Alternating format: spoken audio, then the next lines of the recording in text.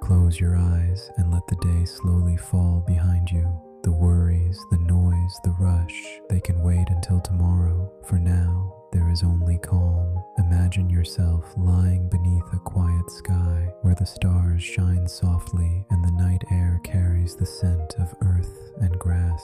Every sound is gentle, every moment unhurried. Tonight, I will take you back with me to a memory of childhood in a quiet barrio, a place where nights stretched long and peaceful and time itself seemed to rest. The chapel, the river, and the rain. I still remember how April smelled, like sun-warmed grass, ripe mangoes, and golden fields waiting for harvest. Every summer, after school finally ended, Mama would send me off to the countryside. Her voice was always gentle but hurried. "Go on, Anak, your Lola is waiting." And so I went, suitcase half-zipped, heart wide open, traveling to that little village cradled between rice paddies and coconut trees. 3 hours of roads and shifting scenery until at last the sign appeared. "Welcome to San Isidro." That first breath of provincial air always felt like magic. Dusty, yes, and heavy with heat, but sweet with promise.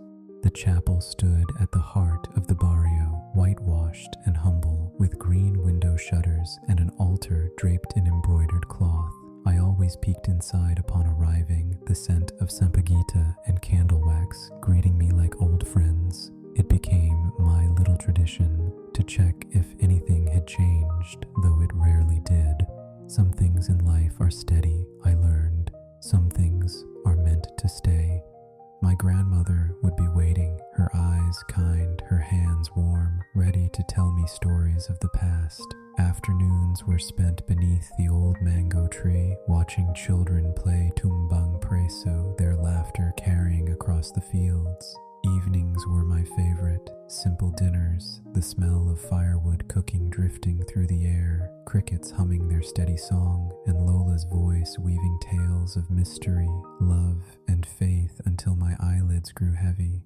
But April was not only for play, it was a time of faith. The barrio grew solemn during Holy Week. I joined the Pabasa ng Passion, listening to the voices chanting through the night, retelling Christ's suffering. On Good Friday, I held a candle in the procession, the flame trembling in my hand as shadows stretched across the streets. Yet by Easter Sunday, joy returned. At dawn, we gathered for the Salubong, watching as the Virgin Mary met the risen Christ, the black veil lifted, doves released, and church bells ringing. Hope bloomed in every heart.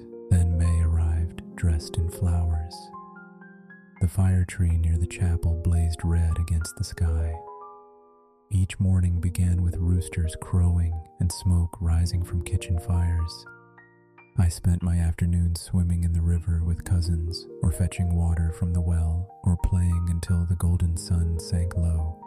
What I loved most was Flores de Mayo. Barefoot with the other children, I gathered flowers from the fields, our baskets swinging at our sides.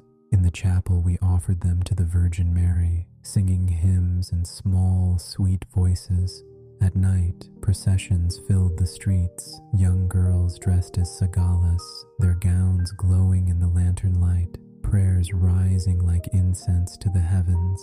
And when the day's devotion ended, the laughter began. Neighbors shared food, stories, and song, and the air shimmered with joy. Those were the nights I felt most alive, most connected, not just to my family, but to the whole community, bound together in faith and friendship. I remember, too, the rains of May, falling softly at first, then pouring in silver sheets. One afternoon, the rain caught us in the middle of a game. We could have run home, but instead, we danced, arms stretched wide, faces turned upward, spinning until the world blurred. The rain cooled our sunburnt skin, and in that moment, it felt as though even heaven had come down to play. But as every season must, those days came to an end. May slipped quietly into June. Cousins returned to the city, laughter turning into memories. Goodbyes whispered at the tricycle stop. My grandmother folded my clothes neatly into my bag. I pressed flowers into a small book, their color